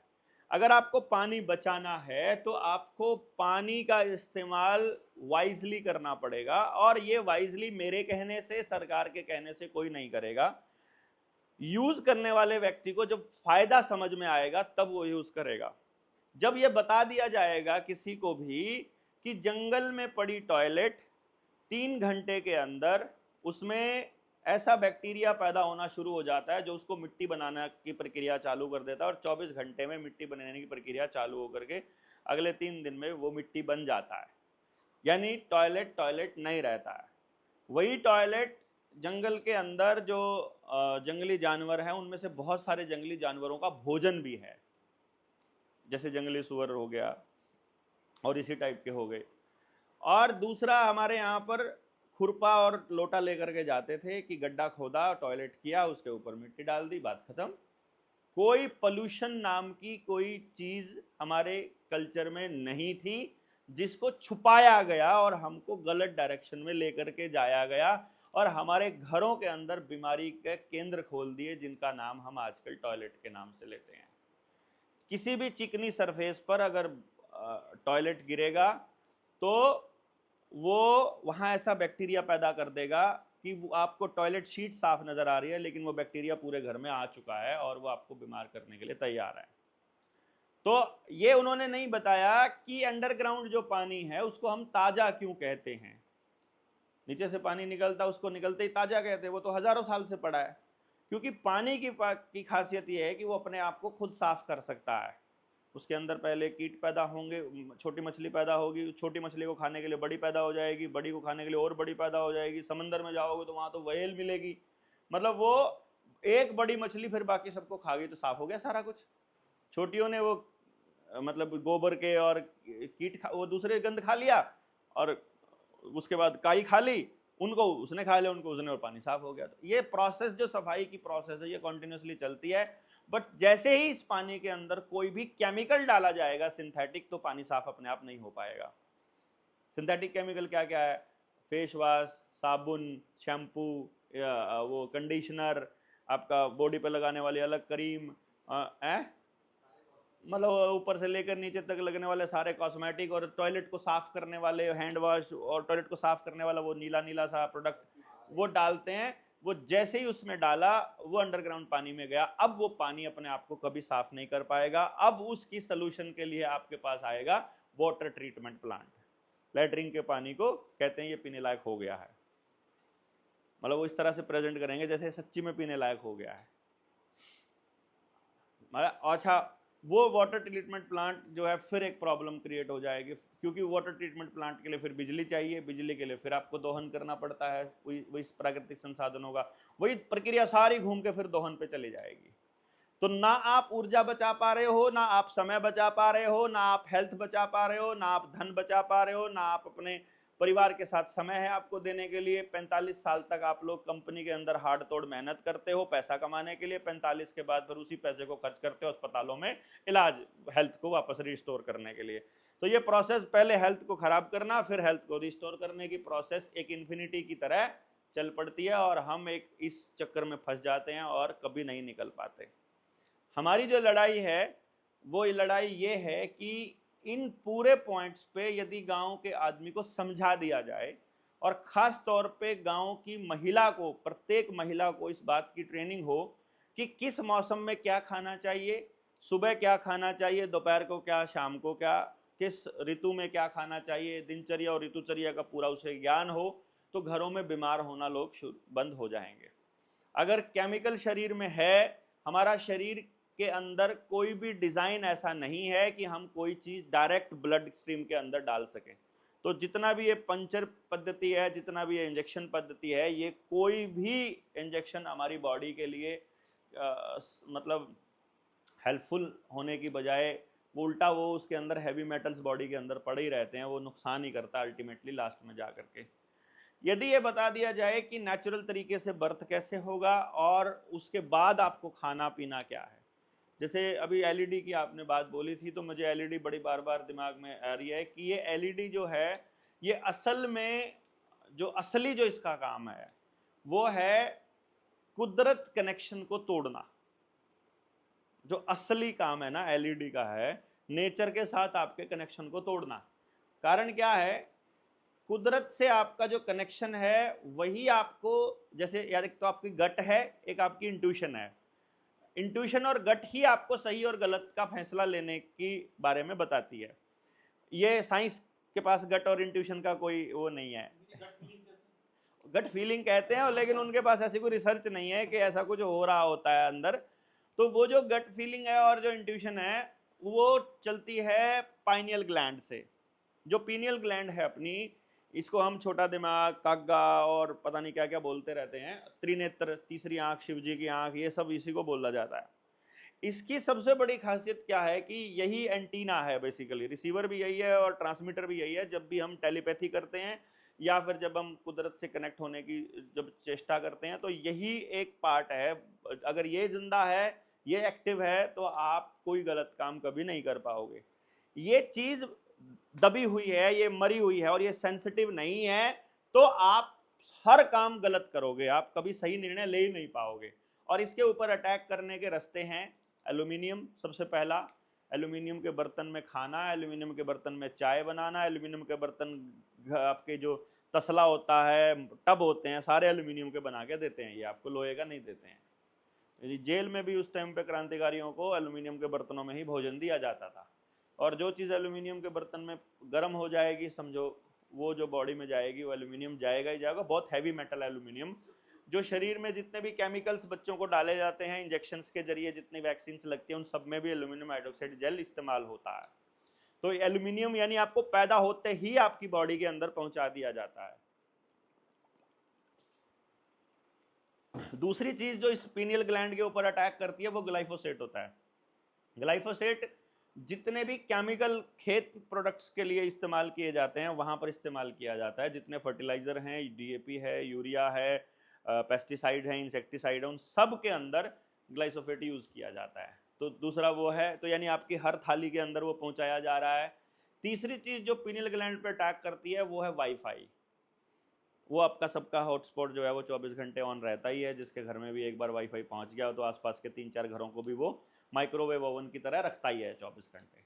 चौथी चीज जो इस पे अटैक करती है वो है ऑडर, मतलब स्मेल। वो कोई भी सिंथेटिक स्मेल वाली चीज, चाहे वो अमोनिया की स्मेल हो, चाहे वो आपके डिओड्रेंट की स्मेल हो, चाहे आपके साबुन की स्मेल है, चाहे आपके फेस वॉश की है, हैंड वॉश की है, या आपके जो घरों के अंदर फ्रेशनर के रूप में वो फेंकते हैं हम लोग, वो उसकी है, चाहे आपके वो जो टॉयलेट्स के अंदर वो रखे जाते हैं कपूर के अलावा दूसरे कहीं सिंथेटिक हाँ, और चाहे आपका मच्छर वाला है, मच्छर की कॉयल है, कोई भी चीज जो भी स्मेल दे रही है वो सब की सब पीनियल ग्लैंड पे अटैक कर रही होती है। पांचवी चीज जो इसमें अटैक करती है वो है एलईडी। कोई भी वाइट लाइट जो है वो डायरेक्ट पड़ती है तो वो आंखों के ऊपर स्ट्रेन डालती है बहुत ज़्यादा। इसीलिए कई बार स्क्रीन जो है खास तौर पे, और वाइट लाइट स्क्रीन के बारे में तो आपने सुना होगा कि एंटी ग्लेयर चश्मे यूज़ किया करो, वो इस टाइप की बातें वो करते हैं कि उससे वो जो यूवी है वो एंटर नहीं करती। असल में वो वाइट लाइट है, और जो ब्लू रे है जो डायरेक्ट यहाँ आती है तो सीधा पाइनियल ग्लैंड पे अटैक करती है। इसीलिए इन्होंने आपको जितनी भी गाड़ियां हैं उन सब की एक एलईडी तो जो है परमानेंट जला के रखते हैं, वो एलईडी ही। अब इन्होंने एलईडी दे दिया हर जगह, चाहे एयरपोर्ट चले जाओ, गाड़ियों में चले जाओ, जहाज़ों पे चले जाओ, रिफ्लेक्टर के रूप में देख लो, कहीं भी देख लो। मतलब वो आपको ऐसा कर रखा है 24 घंटे आप अंधे हो जाने चाहिए आपको, जैसे आप उस तरह, मतलब वो येलो लाइट कहीं गायब ही कर दिया इन लोगों ने। तो अल्टीमेटली जब हमने इसको देखा कि यार ये तो मतलब चारों तरफ से अटैक आ रहा है, आपके भोजन पे अलग अटैक है, पानी पे अलग है कि पानी की राशनिंग कह रहे हैं आप, पानी जो है अब आप नेचुरल रिसोर्स की तरह इस्तेमाल नहीं कर सकते, अब आपको पाइपलाइन के जरिए सप्लाई मिलेगी, और वो भी आपको लिमिटेड ही, आने वाले वक्त में इसके ऊपर लिमिट लग जाएगी। अभी सिलेंडर आपको मिल रहे हैं गैस के सिलेंडर, तो पूरी तरह से जब पूरा सिस्टम में जंगल खत्म हो जाएंगे और पूरा ईंधन का जब सिस्टम नहीं बचेगा तो फिर मजबूरी हो जाएगी आपके लिए पाइपलाइन के जरिए गैस लेना। और फिर इसी तरह से हर चीज का स्मार्ट मीटर के तरह से गैस लेना हो गया। और जैसे ही आप पूरी तरह से डिजिटलाइज होकर के और कंप्यूटराइज होकर के आपको सारी चीजें उस तरह से मिलने स्टार्ट हो जाएंगे, फिर बोलेंगे कि ये वैक्सीन नहीं लगेगी तो बैंक नहीं जा सकते, आधार बंद कर दो सब बंद हो जाएगा, ना आईटीआर खोल पाओगे, ना बैंक खाता खोल पाओगे, ना यूपीआई खुलेगा, ना मोबाइल खुलेगा, ना कहीं ट्रैवल करोगे, क्योंकि आने वाले टाइम में जो यूपीआई से ही ट्रैवल करने का प्लान बना रहे हैं, वन कार्ड, बस एक ही कार्ड, वो आपके मोबाइल से एक्सेस होगा। गाड़ी के जैसे बस में चढ़ने लगे हो, बस में चढ़े तो स्कैन कर दिया चढ़ते ही, तो आपकी एंट्री हो गई, देखा अरे तुम तो सरकार के खिलाफ बोलने वाले हो, तुम्हारी एंट्री नेगेटिव हुई पड़ी है, उतरो नीचे, ट्रैवल नहीं करने दिया जाएगा तुमको, तुम तो यार ये इस तरह के लोग हो, तुम तो ऐसे लोगों को तुमने डोनेशन दिया था, ऐसे लोगों को, तुम तो इस तरह के आदमी हो। क्योंकि आपका ट्रैकिंग तो 24 घंटे चल ही रहा है।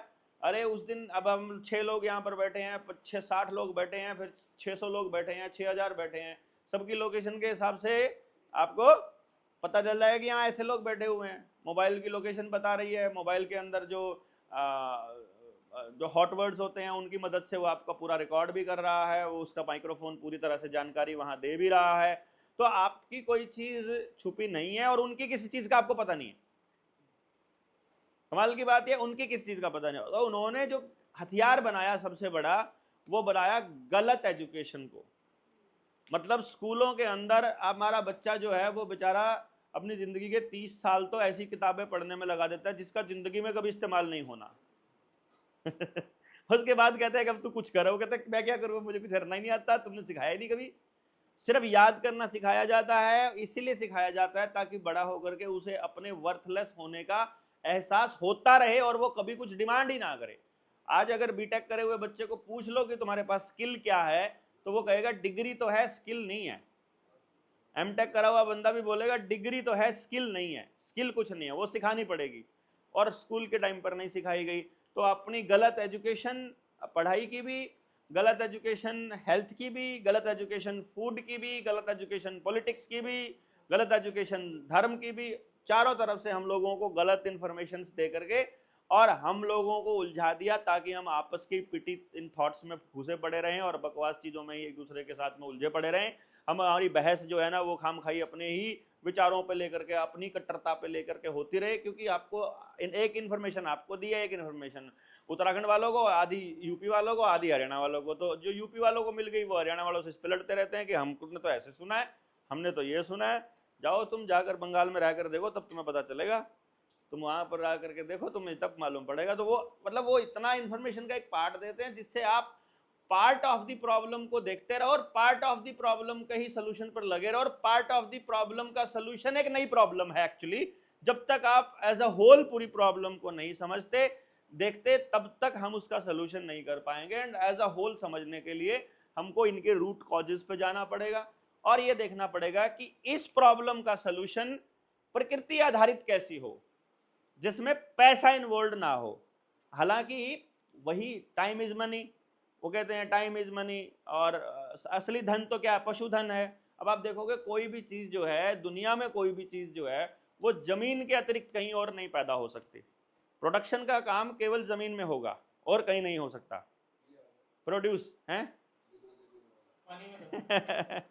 नहीं, वो जमीन में ही होगा, सब कुछ जमीन में हो रहा है। वो जितने केमिकल हैं सारे जमीन से निकल रहे हैं, जितना पानी इस्तेमाल हो रहा है सारा जमीन से हो रहा है। जानवर जितने हैं, आप खाल चमड़ा चाहिए जानवर से, जानवर कहाँ से खाएगा, पेड़ पौधे से, पेड़ पौधा कहाँ से, जमीन में होगा। सोना जमीन से निकलेगा, एल्यूमिनियम जमीन से निकलेगा, तांबा जमीन से निकलेगा, पानी जमीन से निकलेगा, कोयला भी, सब कुछ, एवरीथिंग इज फ्रॉम लैंड। तो वो असल धन लैंड है, बेसिकली असली धन लैंड है, असली धन ये, इनसे फिर बाकी चीजें बनती होती हैं। तो जब हमारा बच्चा किसी बड़ी मल्टीनेशनल कंपनी का स्टोर मैनेज कर सकता है, तो सवाल ये आता है क्या वो अपने गांव का स्टोर मैनेज नहीं कर सकता? जब हमारा बच्चा किसी मल्टीनेशनल कंपनी का मैनेजर बन के वहां संभाल सकता है, तो वो इधर क्यों नहीं संभाल सकता?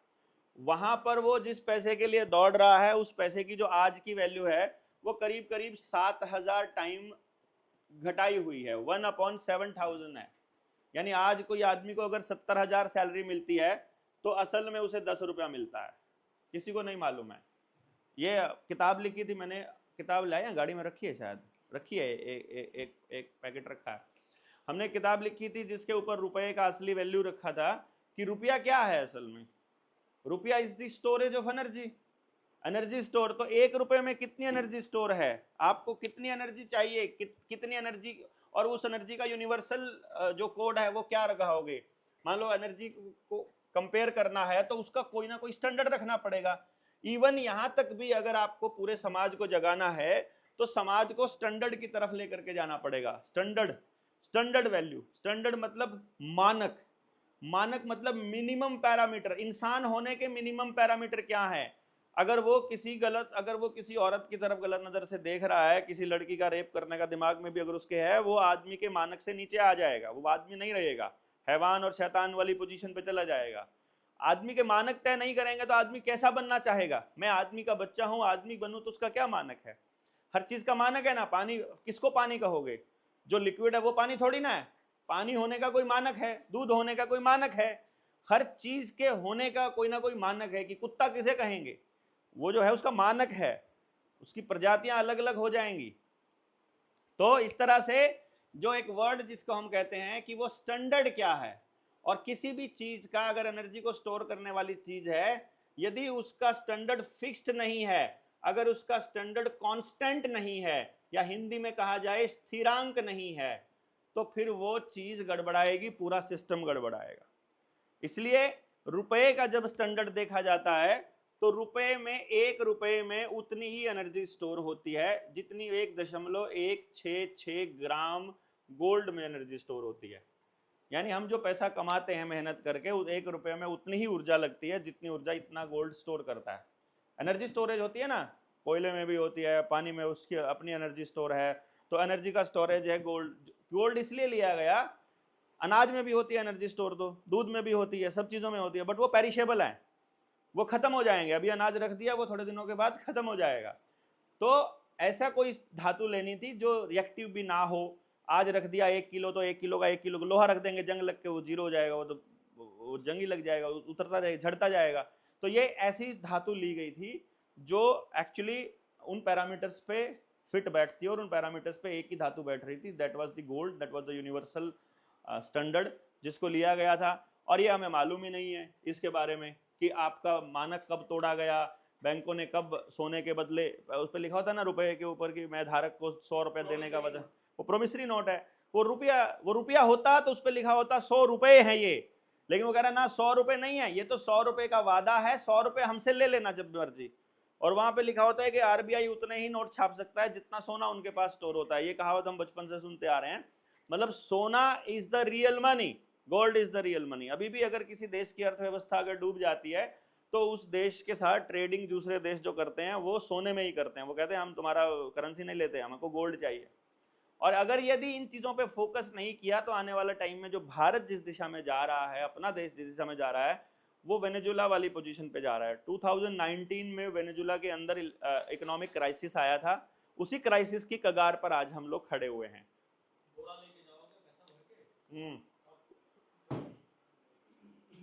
बोरा लेके नहीं, उन्होंने वेनेजुला में पहला देश बना था वेनेजुला जिसने 10 लाख रुपए का नोट मतलब लॉन्च किया था। वेनेजुला, जिम्बाब्वे, हाँ हाँ 10 लाख रुपए, वही तो, उधर ही तो। $1 बिलियन का डॉलर उनका, ठीक है। और जो मैं वेनेजुला की बात बता रहा हूँ 2019 की है, बहुत पुरानी नहीं है। 10 लाख रुपए में कितना चावल मिलता था मालूम है? आधा किलो।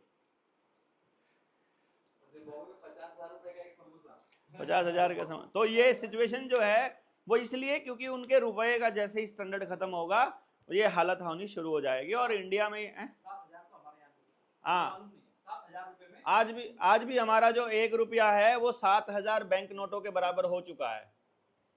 और इस पे हम प्रैक्टिकल कर चुके हैं, बहुत सारे बैंकों को हमने आवेदन लगाए। जैसे किसी का 70 लाख का लोन था, तो हमने कहा हमने तुमसे 70 लाख रुपए मांगे थे, तुमने हमको 70 लाख रुपए के बैंक नोट दिए। इस बैंक नोट की कीमत हमारे रुपए की कीमत के बराबर होनी चाहिए, लेकिन वो नहीं है। असल में जो तुम्हारे 70 लाख रुपए के बैंक नोट में जितना सामान आता है उतना सामान भारत की करेंसी के स्टैंडर्ड के हिसाब से 100 रुपए में आता है। तो मैं 100 रुपए का चेक आपको भेज रहा हूं, मेरे खाते से असली 100 रुपए निकाल लिए जाएं और आपका जो ये नकली बैंक नोट है इसको रखा जाए, नहीं तो ये धोखाधड़ी है। बीएनएस की धारा अध्याय चैप्टर 10 में धारा 178 से 189 तक उसका पूरा मेंशन्ड है। आजीवन कारावास तक की सजा है ये वाले नकली नोट रखना। आरबीआई ने हमारे को लिखित दस्तावेज दिया हुआ है कि जितने नोट आपको दिए हैं ये बैंक जो आपके पॉकेट में पड़े हैं और जो आपको डिजिटल करेंसी है सारी फेक है, टोटल फ्रॉड है, लिख के दिया हुआ है हमको। ये वो किताब के अंदर पूरा मेंशन्ड है। तो अब फ्रॉड के भरोसे पूरा का पूरा सिस्टम चल रहा है। गलत इंफॉर्मेशन दे करके बच्चों को और हमारी अगली पीढ़ी को गलत दिशा में लेके जाया जा रहा है। पर्पज सिर्फ एक ही है। यदि हमने इन चीजों को समझ लिया कि भाई पर्पज क्या है, पर्पज है जन, जन मतलब इंसान, जन, जल, जंगल, जमीन और जानवर, 5J इनका आपको अधिकार अपने पास लेना पड़ेगा, गांव वालों को ये बात समझानी पड़ेगी। और रोटी बेटी माटी, इसका सम्मान और अधिकार गांव के पास वापस आए। साथ के साथ शिक्षा, स्वास्थ्य, न्याय, राजनीति, खेती और धर्म, यहां से पूंजीवाद खत्म हो। पूंजीवाद मतलब रुपया, रुपया शिक्षा में कहीं भी एंटर ना करे। मेरे गांव के अंदर दिल्ली के किसी टॉप स्कूल का या उदयपुर के किसी टॉप स्कूल का करिकुलम लागू करने में रुकावट क्या है, पहले गांव वालों से पूछ कर देखो। दिक्कत बताओ क्या है भाई उस स्कूल में और इस स्कूल में। तो वह यहां पर हमारे स्कूल में फ्री पढ़ाई हो रही है, गांव के स्कूल में। पास के पड़ोस के गांव में जा रहे हो तो वहां 2000 रुपया महीना फीस है। थोड़ा और शहर वाले में जाओ तो 4000 रुपया महीना फीस है। दिल्ली में जा रहे हो 10,000 महीना फीस वाला भी है। इधर बड़े कॉलेज, कोई बड़े बड़े जो बोर्डिंग स्कूल्स हैं, देहरादून में भी कुछ स्कूल्स हैं, अजमेर में भी हैं, वहां 14 लाख रुपया सालाना फीस भी है। 20 लाख वाले नहीं है तो है ना, तो अगर 14 लाख वाला और 20 लाख, अगर 20 लाख रुपए सालाना का स्कूल है, इस स्कूल में ऐसा क्या है जो मेरे गांव के स्कूल में लागू नहीं हो सकता, वो बताओ। सिंपल।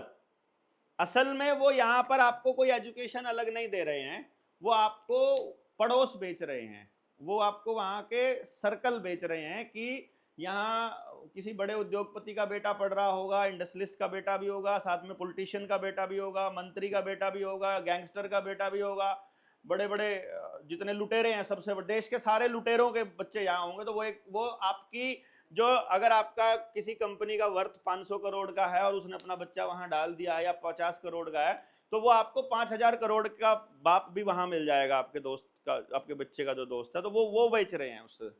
अब आपको वो चाहिए तो बात अलग है। अगर आपको अपने बच्चे को जीवन जीना सिखाना है तो आपके गांव में वो शिक्षा कैसे लागू की जाए। गांव में अपने पास सारे रिसोर्सेज हैं। अगर हम 10 बच्चों पर भी, क्योंकि मैंने गांव पर रिसर्च करी थी, हर घर में जाकर के हमने पता किया था, क्योंकि हम प्रॉब्लम की जड़ तक जाना चाहते थे कि ऐसा नहीं हो सकता कि ये प्रॉब्लम जो है ऐसे हमारे यहाँ पर मीटिंग करने से सॉल्व हो जाए। ये उस आदमी को समझ में आना चाहिए जो गांव में बैठा हुआ है, और उसकी लेमैन लैंग्वेज में बात में समझ आएगी। उसको वो बदलाव चाहिएगा तो वो बदलाव के लिए आपके साथ आएगा। हमको बदलाव चाहिए, उससे बदलाव नहीं होगा। उसको चाहिए जिसके लिए हम चाह रहे हैं, तो कुछ बात बनेगी। तो हमने वहाँ कैलकुलेशन किया था कि तुम्हारा पूरे साल में गेहूं कितना लगता है, चावल कितना लगता है, दूध कितना लगता है, बच्चे की फीस कितनी लगती है, टेस्ट पे कितना पैसा खर्च करते हो, दवाइयों पे कितना करते हो, पेट्रोल पे कितना, डीजल पे कितना, ट्रैक्टर पे कितना, कार पे कितना, धोने पे कितना, पहनने पे कितना, खाने पे कितना, लग्जरी पे कितना, और इन सब चीज़ों पे हमने कैलकुलेशन किया था।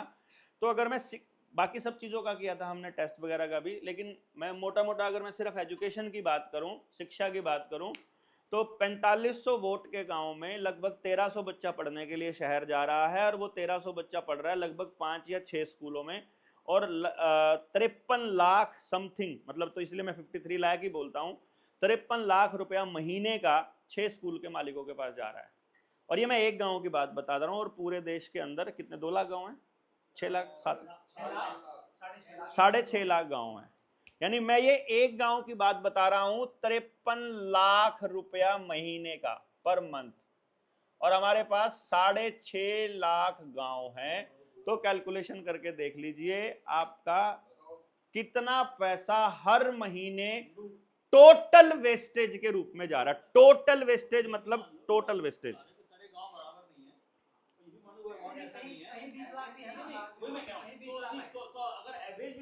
मैं 2 लाख गांव ले लेता हूं, नहीं क्यों 2 लाख कर दिया ना, यहाँ पे तीसरा हिस्सा कर दिया मैंने। किसी, देखिए हमारे हरियाणा में ऐसे गांव भी हैं जहां 25,000 की आबादी है, तो भी बहुत बड़ा अमाउंट है। मतलब आप इसको मिनिमम पे ले जाओगे तो भी ये बहुत बड़ा अमाउंट है। अगर इसको हम ऐसा कैलकुलेट करके रख सकते हैं कि एवरेज, ऑन एन एवरेज जो है एक बच्चे पर एवरेज 4000 रुपया खर्च होता है। आप जितने बच्चे मल्टीप्लाई कर लो, पर मंथ जो है 1300 बच्चा था, 53 लाख रुपया। हर गांव का यही हाल है, क्योंकि वहां 10,000 महीना देने वाला बच्चा भी है और 2000 में पढ़ने वाला बच्चा भी है और फ्री पढ़ने वाला भी है, तो सबका एवरेज निकल के यही निकल के आता है। और अगर सरकारी स्कूल में पढ़ने वाला बच्चा और वहां टीचर्स के ऊपर जो खर्चा हो रहा है उसका कैलकुलेशन यदि हम करते हैं तो भी एक बच्चे पर लगभग 3500 रुपया ही खर्चा आता है। वो कैलकुलेशन भी हमने करके देखा था। तो वो लगभग 3 से 4 हजार रुपया पर बच्चा खर्च हो रहा है। और उस खर्च का रिजल्ट क्या है? उस खर्च का रिजल्ट इतना खतरनाक है कि यदि देश के लोगों को पता चल जाए कि आपकी व्यवस्था में ही बच्चों की बर्बादी का मतलब डिजाइन बना करके दिया हुआ है। डिजाइन कैसे बना के दिया हुआ है? हर साल करीब करीब 50 करोड़ 5 करोड़ बच्चा है।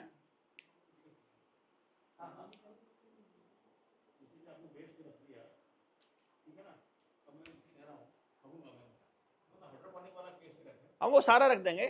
5 करोड़ जो बच्चा है, ये जब बच्चा यहां से निकल के जाता है तो पैदा हो रहा है, तो उसमें से लगभग 50 लाख बच्चा 12वीं पास करता है हर साल। हाँ, मतलब 12वीं पास जो कर रहा है वो 50 लाख बच्चा करता है हर साल। कैलकुलेशन करो सारे बोर्ड्स में टोटल मिला करके। अब जब ये +2 पास कर रहा है 50 लाख बच्चा, तो हमारे पास ग्रेजुएशन की कितनी सीट होनी चाहिए? 50 लाख, लेस देन 4 लाख है।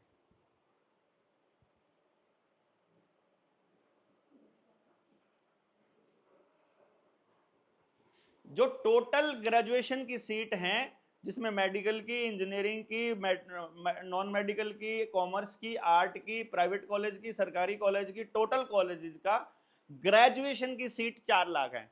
इसका मतलब है 46 लाख बच्चा कहीं एडमिशन नहीं होगा, ये कंफर्म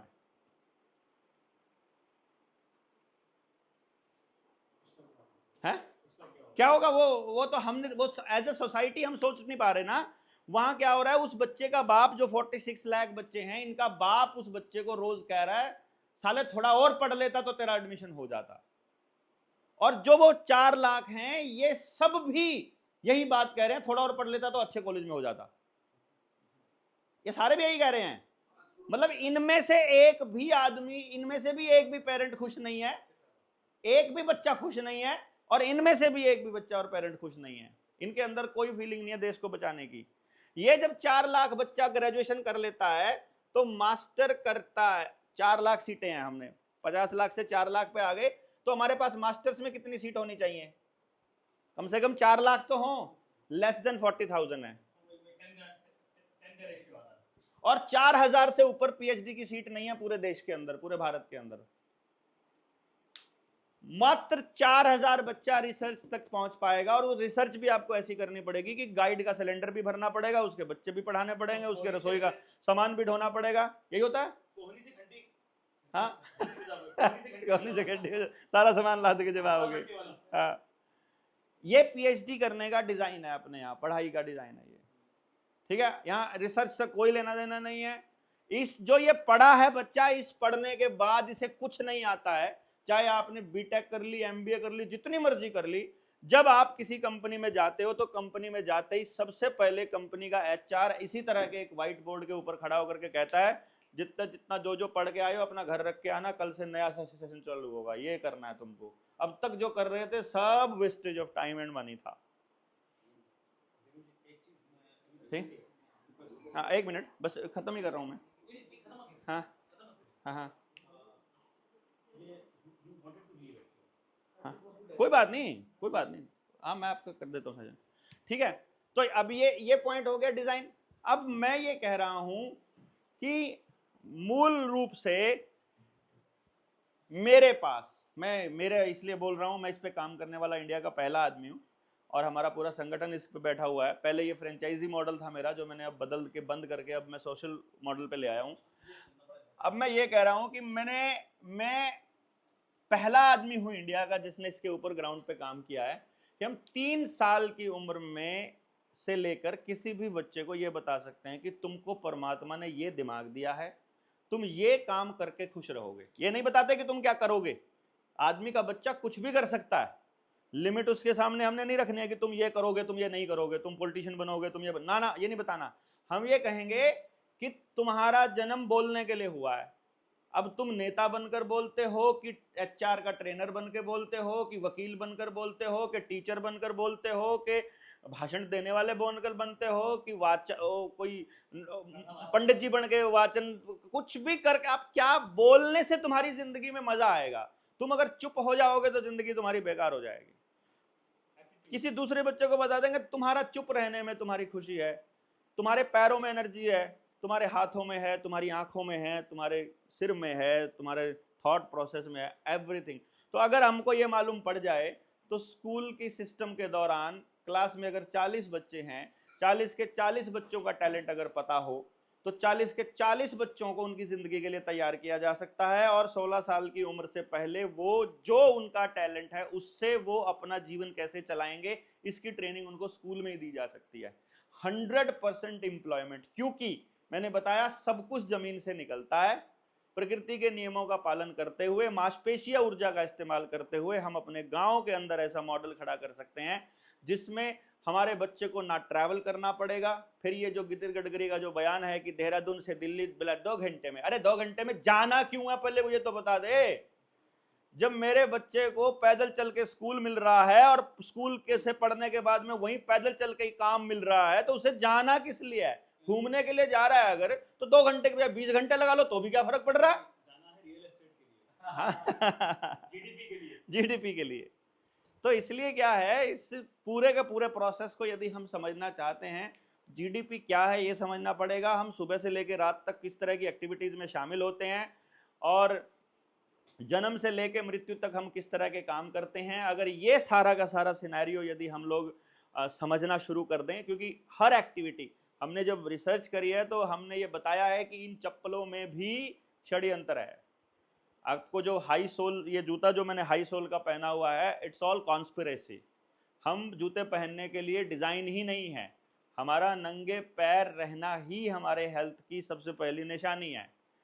तो नंगे पैर हमारे जो पुरखे रहते थे वो मजबूरी में नहीं रहते थे, गरीबी में नहीं रहते थे, उन्होंने जीवन का अल्टीमेट जिस्ट निकाल के रखा हुआ था। उनको पता था कि कुदरत से जुड़ने का रास्ता जमीन है, धरती है, खुला आसमान है, इसीलिए वो फ्लैट में नहीं रहते थे। उनके घर में बड़ा आंगन होता था, इसलिए वो पेड़ के नीचे सोते थे दिन में और रात को छत के ऊपर सोते थे। इसीलिए वो अपनी हवा को दूषित नहीं करते थे, क्योंकि वो कहते थे ऐसा नहीं था कि मशीन बनानी नहीं आती थी। उनको पता था कि जो मशीनों की गर्र गर्र है, आप ये छोटा बच्चा अगर किसी के घर में इतना बच्चा हो तो जो मशीन है वो इसको इतनी इरिटेट करती है जिसकी कोई हद नहीं है।